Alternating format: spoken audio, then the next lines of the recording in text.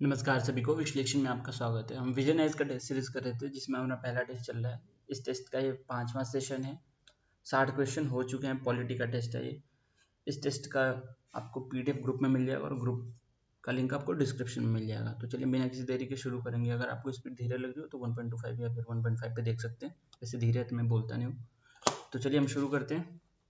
अगर आपको सही लगे तो लाइक शेयर सब्सक्राइब कर लेना। तो पहला क्वेश्चन आपकी स्क्रीन पे है। कंसीडर द फॉलोइंग, पहला मतलब 61, ये सेशन का पहला क्वेश्चन है। Consider the following statement regarding the acquisition of citizenship in India. Citizenship का क्वेश्चन है ये, आर्टिकल 5 से 11। Currently the person born outside India automatically becomes an Indian citizen by descent if one of the parents is an Indian citizen। नहीं, ऐसा नहीं है, register करना पड़ता है, तो ये तो गलत है आपका। A person applying for citizenship by naturalization should have adequate knowledge of any of the languages spoken in India। नहीं, एक फीचर है, मतलब ऐसे दे सकते हैं, लेकिन ये कंपलसरी नहीं है कि आपको शुड हैव एडिक्वेट नॉलेज, ऐसा नहीं है, तो ये भी गलत होगा। ये कारण से दे सकते हैं नेचुरलाइजेशन से, लेकिन ये कंपलसरी नहीं है, तो दोनों ही गलत होगा इसका। तो इसका आंसर हो जाएगा डी। एक्सप्लेनेशन देखते हैं, अगर कुछ एक्स्ट्रा दिया होगा तो वरना आगे बढ़ेंगे हम। आंसर इसका डी ही है, ठीक है। दिसंबर 3 2004 के बाद से जिनका भी जन्म हुआ है भारत के बाहर, तो उनको 1 साल के अंदर कॉन्सुलेट पे रजिस्टर करना होता है। ये तो सबको पता है। 1 साल के अंदर अगर ये रजिस्टर नहीं कराते हैं तो फिर इनको रिटर्न में अंडरटेकिंग देना पड़ता है पेरेंट्स को।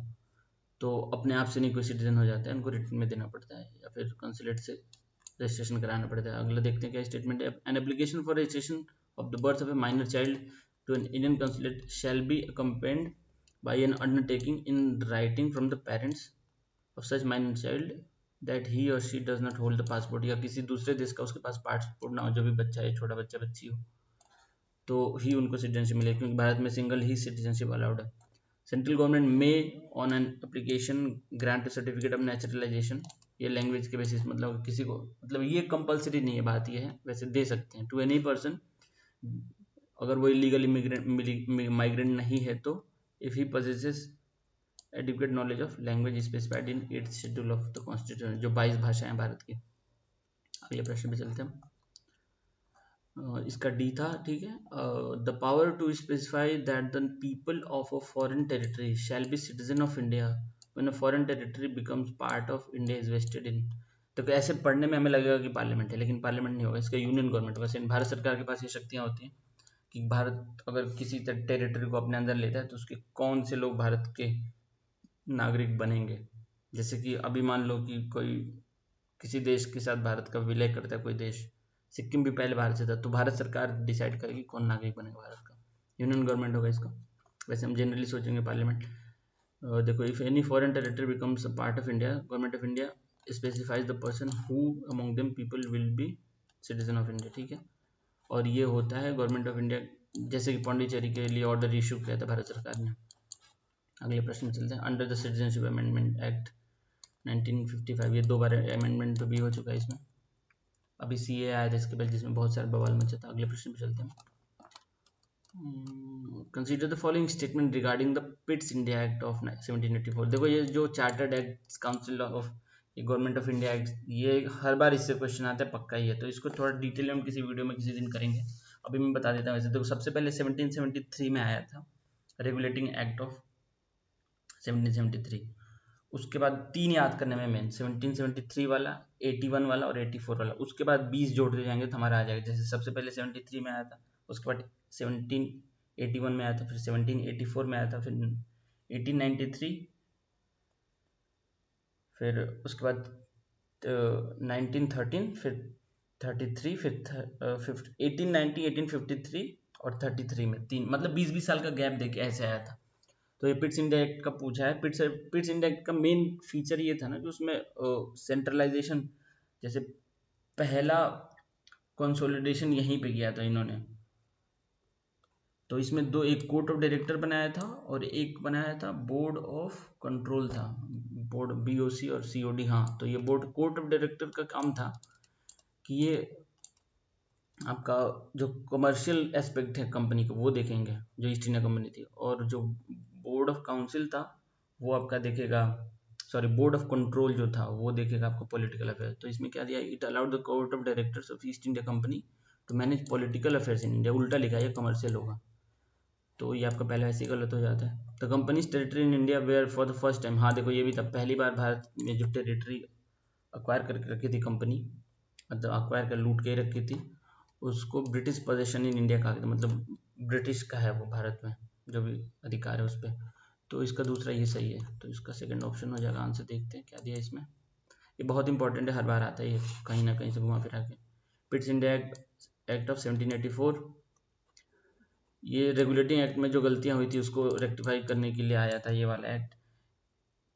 इसका सबसे मेन फीचर वही है, बीओसी और सीओडी। सीओडी कैसे याद कर सकते हैं, कैश ऑन डिलीवरी होता है ना सीओडी, तो वो आपका कमर्शियल अफेयर मैनेज कर, देखो कैश ऑन डिलीवरी सीओडी होता है ना सीओडी, तो इसको ऐसे याद करो कि कमर्शियल अफेयर मैनेज करेगा, तो ऑब्वियसली जो दूसरा हो जाएगा वो पॉलिटिकल अफेयर कर मैनेज करेगा। ऐसे भी बीसीसीआई से, बोर्ड ऑफ क्रिकेट कंट्रोल से इसको अगर मैच कराएं तो पॉलिटिकल अफेयर है इसका, तो ऐसे मतलब ट्रिक याद करने के लिए सही है।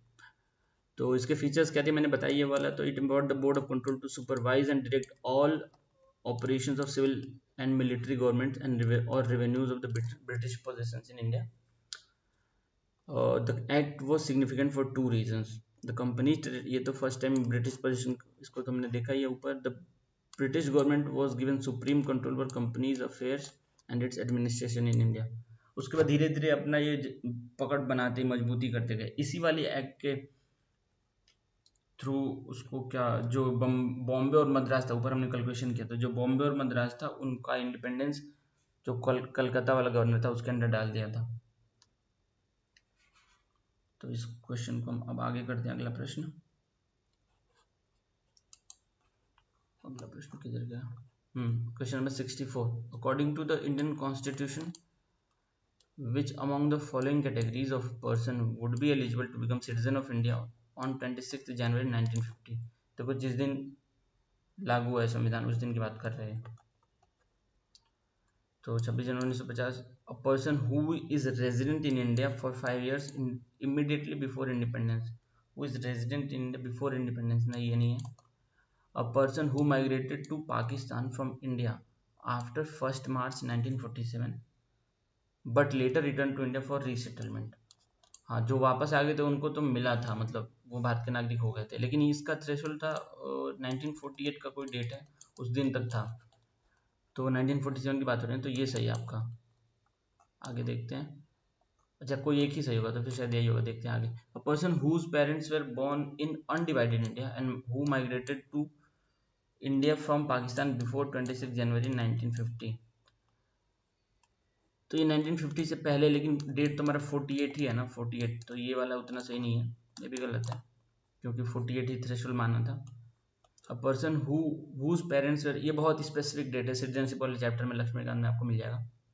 A person whose parents were born in India as exist after partition only, जैसे अभी भारत वर्तमान है इस ऐसे वाले नक्शे पे भारत में लोगों का जन्म हुआ जिसका भी, and after the partition only but is ordinary residing outside India, नहीं तो वो फिर ओवरसीज सिटीजन ऑफ इंडिया हो जाएगा। जैसे कि ऐसे लोग हैं जो भारत के उस टाइम पे जन्म लिए, भारत के बाहर चले गए और उनके बच्चे हुए, तो वो फिर भारत के नागरिक ऐसे नहीं बन जाएंगे, उनको ओवरसीज सिटीजन ऑफ इंडिया में फिर वहाँ की नागरिकता छोड़नी पड़ेगी तब मिलेगा, तो ओवरसीज सिटीजन ऑफ इंडिया होता है, तो ये भी गलत है आपका, इसका आंसर यही होगा। कौन सा था, बी वाला होगा इसका आंसर, ये सही है 47 वाला। एक्सप्लेनेशन देखते हैं। अकॉर्डिंग टू द कॉन्स्टिट्यूशन, देखो आर्टिकल 5 से 11 तक सिटीजनशिप डील करता है, ठीक है। आर्टिकल 12 हमारा है डेफिनेशन ऑफ स्टेट, और उसके बाद तो फंडामेंटल राइट कहानी शुरू हो जाती है। 4 कैटेगरी में बांटे इसको। 1950 जिस दिन संविधान कमेंसमेंट हुआ था, एट इट्स कमेंसमेंट, ठीक है। आर्टिकल 5 से ये आर्टिकल या तो पढ़ लेना यार, डेटा देखते मेन जो बात है। आर्टिकल 6 देखो इसमें 19 जुलाई 1948, इसके पहले अगर कोई आया है पाकिस्तान जाके वापस, तो फिर इसको, ये जो दिल्ली में है ना करोल बाग, पटेल नगर, मुखर्जी नगर, लाजपत नगर, ये सारा इलाका रिफ्यूजी कॉलोनी, जो उधर से लोग वापस आए थे उनका इलाका ये। अभी जो जहाँ पे अभी इतना कोचिंग सेंटर चल रहे होते हैं उधर से बहुत सारे लोग बसे हैं वहाँ पे। एक तो जगह भी है वहाँ पे, क्या नाम है, कोहाट, कोहाट पाकिस्तान में एक जगह है, और दिल्ली में भी एक जगह है कोहाट इनक्लेव, वो पूरा ही लगभग लोग उधर से ही आए, कोहाट पाकिस्तान में आज के। तो हम डाइवर्ट हो गए टॉपिक से। ये वाला में मेन डेट है हमारा, इसको याद रखना है। इसके पहले जो आया था उसको सिटीजनशिप दे दी, उसके बाद बहुत सारे कंडीशन लगा दिए, पढ़ लेना आप पीडीएफ से स्पेसिफिक। आगे बढ़ते हैं तो बहुत सारा टाइम जाएगा उसमें। Consider the following statement with reference to the 30 metre telescope project. ये देखो थोड़ा न्यूज़ में था, और न्यूज़ में था इसका रीज़न था क्योंकि ऐसा ही स्पेसिफिक ऐसा ही एक प्रोजेक्ट था जिसमें चाइना भी है, भारत भी है और अमेरिका भी है। ऐसा कभी बहुत रेयरली होता है जिसमें यूएस भी हो, भारत हो और चाइना हो। या तो इंडिया यूएस होता है या इंडिया चाइना होता है। चाइना यूएस तो बहुत ही ना के बराबर ही होता है। तो it is a joint venture involving India, Canada, China, Japan and United States. ठीक है, ये तो सही है। It will provide images with resolution more than 12 times sharper than the Hubble telescope. Hubble space telescope शायद 2008 या 7 में इसको भेजा गया था। इसके बाद तो अभी जेम्स वेब भी भेजा है जल्दी, लेकिन ये जेम्स वेब तो स्पेस में भेजा है ना, ये इसको तो यहीं पे 30 मीटर टेलीस्कोप को तो धरती पे ही लगाना था। It is being constructed in Svalbard in the Arctic region. Arctic region में नहीं है, बहुत ही शांत इलाके में ये। इसका हानले में भी लगाने का बात चल रहा था, हानले जो लद्दाख में है, लेकिन वो कैंसिल हो गया था। फिर ये आर्कटिक रीजन में नहीं, कहीं किसी और अमेरिका के किसी टेरिटरी में हुआ था, तो ये भी गलत है। आपका 2 ही होगा इसका, 2 आंसर हो जाएगा इसका, ओनली 2। आर्कटिक रीजन में यूनाइटेड स्टेट्स के किसी टेरिटरी में, अभी मुझे याद नहीं आ रहा, देखते हैं आंसर में होगा। 65 का बी, 2 ही लगाना हमने, ठीक है। तो ये तो नाम दिया है, इन्होंने किया है, ठीक है। देखो हवाईन आइलैंड जो अभी है ना, जो अमेरिका का टेरिटरी, ऐसे जो मैग्मा से निकल के प्लूम, मैग्मा प्लूम पे पैसिफिक ओशन के बीचों बीच है, उस वाले पे बनाना है इनको। 30 metre telescope is a unique project to build the most advanced large telescope in the world. The project is a result of an international partnership between India, Canada, China, Japan and institutes from United States. It's a 30 metre prior diameter. ये देखो धरती पे होगा, जैसे कि James Webb वाला भारत अरे आसमान में गया, स्पेस में गया, ये पृथ्वी पर से ही स्पेस को ऑब्जर्व करेगा, ठीक है। तो ये 12 टाइम शार्पर होगा हबल टेलीस्कोप से। और कुछ है, इसका प्रोजेक्ट कॉस्ट है $2 बिलियन, तो काफ़ी महंगा है। माउना किया हवाईन में है, ये जगह यहाँ पे है, ठीक है। आगे देखते, देखो यहाँ पे दिया है हानले वाला, ये लद्दाख में एक जगह है, बहुत ही शांत है यहाँ पे। एस्ट्रो टूरिज्म, मतलब जो रात में आकाश देखते हैं वो वाला टूरिज्म भी यहाँ पे चलाने का सरकार सोच रही थी, लेकिन यहाँ पे कोई टेलीस्कोप है, लेकिन ये वाला नहीं लग पाया यहाँ पे, किसी कारणवश कैंसिल हो गया था।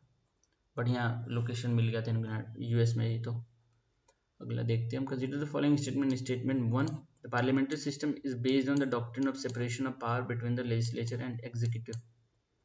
Parliamentary system is based on the doctrine of separation of power between legislature and executive.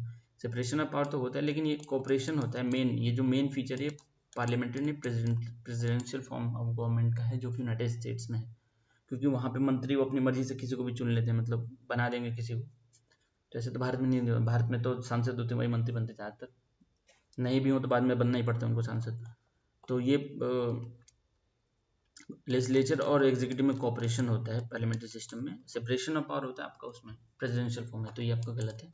Statement 1, the parliament is not a sovereign, Indian parliament is not a sovereign body unlike the British parliament. हाँ ये ठीक है, Indian parliament नहीं, भारत में constitution sovereign है, उसके बाद से पीपल ऑफ इंडिया सोवरेन है, तो पार्लियामेंट नहीं सोवरेन है, ब्रिटिश पार्लियामेंट सोवरेन होती है, तो ठीक है।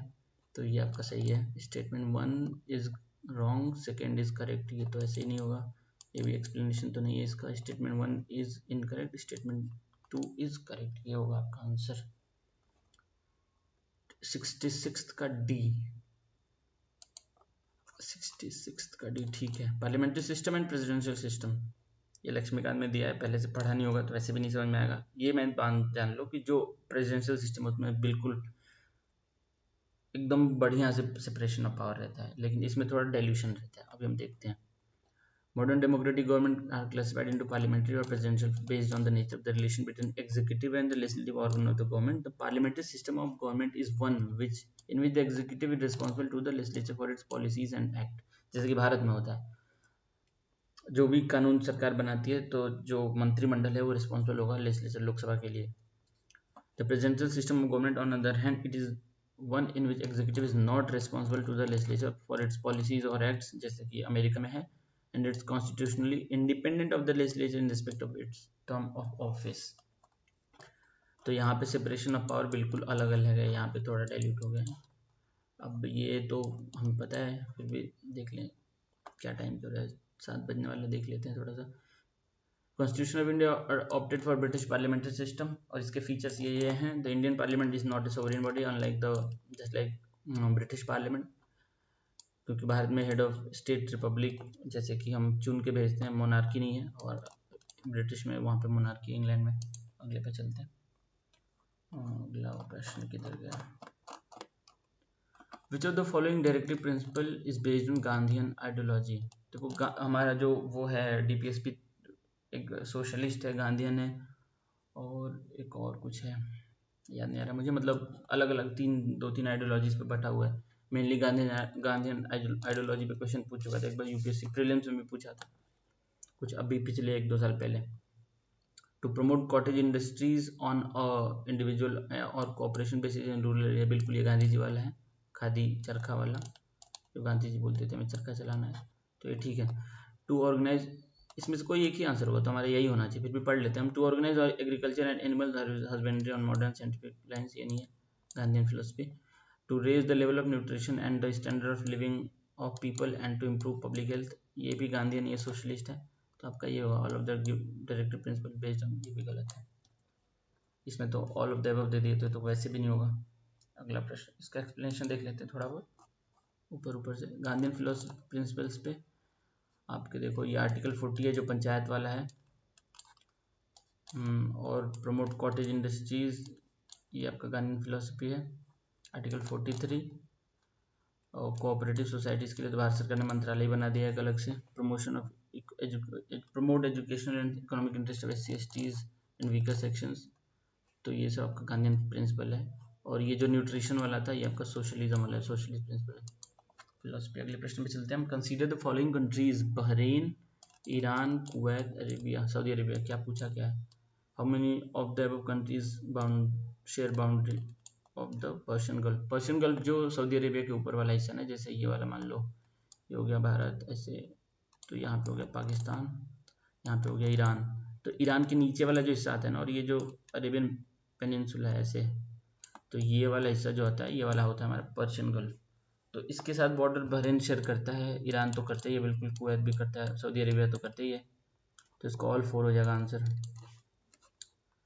अब मैप यहाँ पे दिया होगा कि नहीं एक्सप्लेनेशन में, मैप में अच्छे से समझ में आता नहीं दिया है, चलो मैप में उधर पोस्ट में डाल दूंगा, कम्युनिटी पोस्ट में देख लेना। वैसे भी मैंने कम्युनिटी पोस्ट में काफ़ी चीज़ें डाल रखी है, आप देखना एक बार खोल के अगर चैनल फॉलो किया होगा तो। इंडिया एंड सऊदी अरेबिया, तो ये रिलेशन क्यों, मतलब ये किस लिए दिया है? अच्छा, इसका कॉन्टेक्स्ट किस लिए क्वेश्चन पूछा है, क्योंकि भारत और सऊदी अरेबिया ने हज एनुअल पिलग्रिमेज जो होता है उसके लिए एग्रीमेंट साइन किया है, तो ये सब तो ऐसे जीके वाली बातें दे दी है। हमारा देखने वाला ये था पर्शियन गल्फ, इसको सराउंड करते हैं Bahrain, Iran, Iraq, Kuwait, Qatar, Saudi Arabia and United Arab अमीरात। ठीक है, अगले प्रश्न में चलते हैं। ये मैप बेस्ड क्वेश्चन था आपका। The chairperson and members of the National Human Rights Commission are appointed by the President on recommendation of a selection committee. Which of the following are members of the selection committee? Chairman of Rajya Sabha. Chairman of Rajya Sabha तो vice president of India हो जाएंगे, तो ये तो वैसे ही नहीं होगा बिल्कुल। लो भाई, आंसर आ गया हमारा, पहले को एलिमिनेट कर दिया तो आंसर तो ऐसे ही आ गया हमारा, बी हो जाएगा आंसर। फिर भी पढ़ लेते हैं। लीडर ऑफ अपोजिशन ठीक है, होम मिनिस्टर, प्राइम मिनिस्टर ठीक है, बी हो जाएगा इसका आंसर। इसको देखने की जरूरत नहीं है, तो वैसे ही अगर वाइस प्रेसिडेंट तो ऐसे कमेटी के मेंबर होंगे नहीं ना, क्योंकि वो इम्पार्शियल, मतलब ऐसे चीज़ों में राष्ट्रपति उपराष्ट्रपति नहीं रहते। तो देख लेते हैं थोड़ा सा। NHRC का गठन हुआ था 1993 में, और इसके चेयरपर्सन होते हैं या तो retired chief justice of India और जज ऑफ सुप्रीम कोर्ट, और member should be a serving और रिटायर्ड जज ऑफ सुप्रीम कोर्ट, सर्विंग और retired chief justice of high court, और 7 मेंबर होते हैं ex officio members. In addition to this all full time members, ये लोग full time members हैं। 3 other person, total कितने हो गए? 1 2 3 3 6 7 होते हैं शायद, नहीं 5 होते हैं, ये देखो 5, वही मैं ऑड नंबर होता है कुछ, तो 5 ये लोग हो गए, 3 ये हो गए, तो 1 2 3, यार ये कैसे हो गया, 3 3 तो 6 हो जा रहे हैं। Chairperson should be a retired chief justice of India, 1 हो गया ये, और सर्विंग जज और अच्छा नहीं, ये दोनों में से कोई एक ही तो है, तो 3 ही हो गए, 3 1 4 1 5, हाँ ठीक है। तो इसके मेंबर और कौन कौन लोग हो सकते हैं, इनको एक्स ऑफिशियो को छोड़ के माइनॉरिटीज कमीशन के चेयरपर्सन, SC ST वाले, OBC वाले कमीशन के, और NCPCR और डिसेबिलिटी कमीशन के चीफ कमिश्नर। तो ये सभी लोग इसके एक्स ऑफिशियो मेंबर होते हैं। 7 हो गए, नहीं 7 तो कमीशन के। और ये तो क्वेश्चन ही पूछा था, आगे बढ़ते हैं हम। अगला प्रश्न, recently the prime Minister of India visited the Kalaram मंदिर इन नासिक। ये जो अयोध्या में श्री राम मंदिर प्राण प्रतिष्ठा से पहले माननीय प्रधानमंत्री जी अलग अलग मंदिर में गए थे ना, तो वहाँ पे एक नासिक में गए थे कालाराम मंदिर, फिर आंध्र प्रदेश में भी गए थे किसी मंदिर में, उसके बाद रामेश्वरम गए थे, फिर उसके बाद आए थे अयोध्या। तो वही पूछा है, उसी के रिलेटेड क्वेश्चन पूछा है। तो अब देखते हैं। This temple is located on the banks of river Godavari, Nashik में है, ठीक है, ये सही है। और this temple is dedicated to lord Krishna's brother Balaram. Lord Krishna's brother Balaram नहीं, ये राम जी को ही डेडिकेटेड है। पंचवटी जहाँ पे शायद सीता जी का हरण हुआ था ना, वो जो हिरण वाला सीन आया था, तो वहाँ पे है ये मंदिर। तो इसका कृष्ण जी से कुछ, कृष्ण जी बलराम जी से कोई लेना देना है नहीं, तो पहला आंसर होगा इसका, ही होगा काला राम मंदिर। और काला राम इसको इसलिए कहते हैं, वो वहाँ पे जो राम जी की मूर्ति है वो ब्लैक कलर की है, मतलब ब्लैक पत्थर है, इसलिए काला राम कहते हैं। तो एक्सप्लेनेशन देखते हैं इसका, यही होगा इसका आंसर ये, क्योंकि ये वाला तो गलत ही है, बी तो गलत है। 70th का बी कैसे होगा यार, ये होना चाहिए। रिसेंटली द प्राइम मिनिस्टर,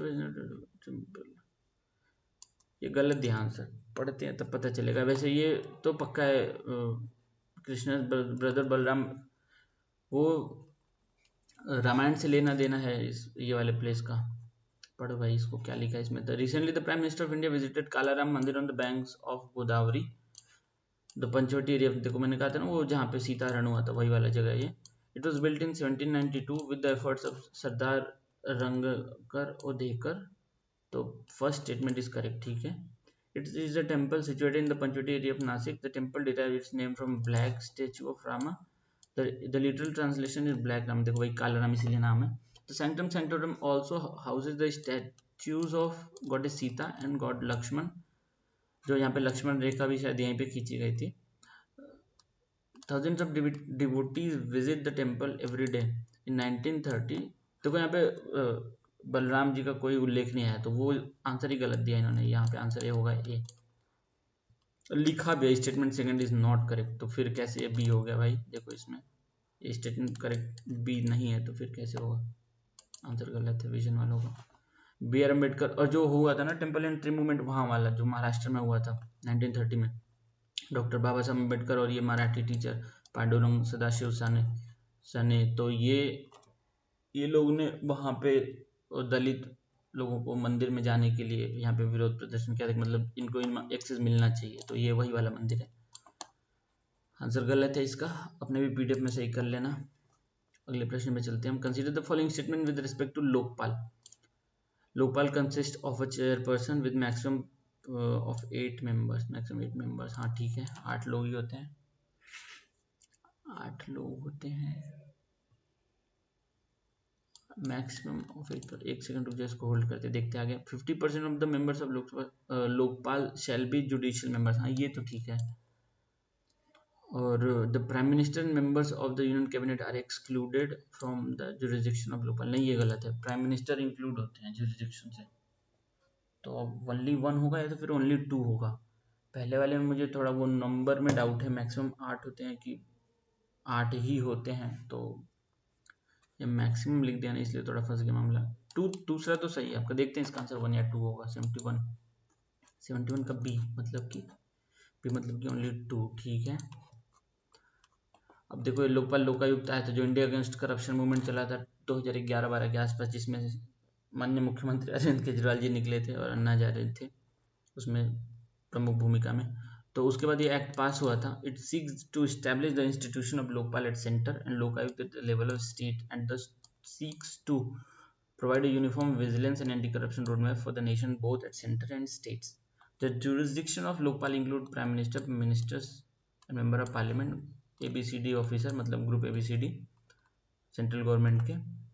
और द लोकपाल इसमें कौन होगा, 8 मेंबर होंगे मैक्सिमम, जिसमें कि 50% मतलब कि 4 लोग होंगे जुडिशरी से, जुडिशियल मेंबर, और बाकी SC ST OBCs minority and women होना चाहिए। The selection of the chairperson of the member of Lokpal shall B through selection committee consisting of the prime minister, speaker of the Lok Sabha, leader of the opposition in the Lok Sabha, chief justice of India, sitting supreme court जज nominated by the CJI। ठीक है, और राष्ट्रपति इसको nominate करेंगे। अगले प्रश्न पे चलते हैं हम। गला सूख गया मेरा, 1-2 क्वेश्चन और करेंगे फिर बंद करेंगे। 1 सेकंड पानी पी लो।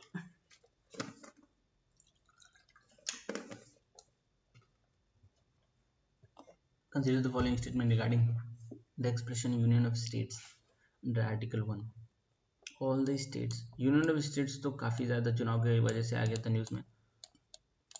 माननीय राहुल जी कह रहे थे हमेशा भारत यूनियन ऑफ स्टेट्स है, भारत यूनियन ऑफ स्टेट्स है, ऐसे इंडिया दैट इज भारत, ऐसे वाला जब आया था मुद्दा। तो देखते क्वेश्चन क्या पूछा है। All the states and union territories are part of the expression union of states. नहीं, यूनियन ऑफ स्टेट्स मतलब होता है केवल स्टेट्स। अगर टेरिटरी ऑफ इंडिया देता तब होता है स्टेट्स और यूनियन टेरिटरी दोनों। ठीक है, तो ये गलत है। A union territory enjoys a similar relationship as states with union government, बिल्कुल गलत है ये। इसी का तो हमेशा बवाल मचा रहता है दिल्ली में, हमें स्टेटूट दो, स्टेटूट दो। तो आपका ये दोनों गलत हो जाता है, तो इसका आंसर होगा D, neither one not two. तो डी हो जाएगा ये, तो neither one not two, India that is Bharat ये लिखा है। अब कहानी मैंने बताई दी है। टेरिटरी ऑफ इंडिया होता है तो वो वाइडर एक्सप्रेशन है, यूनियन ऑफ इंडिया होता है तो केवल स्टेट्स होता है, और टेरिटरी में सब कुछ आता है। और टेरिटरी में वो भी आएगा जो भविष्य में भारत सरकार एक्वायर करेगी किसी से, मे बी एक्वायर्ड। ठीक है, आगे बढ़ते हैं। अगला प्रश्न, which of the following can be considered as the main reason for the Indian constitution to be called a living document? It is rigid in nature and difficult to change, ये तो गलत है।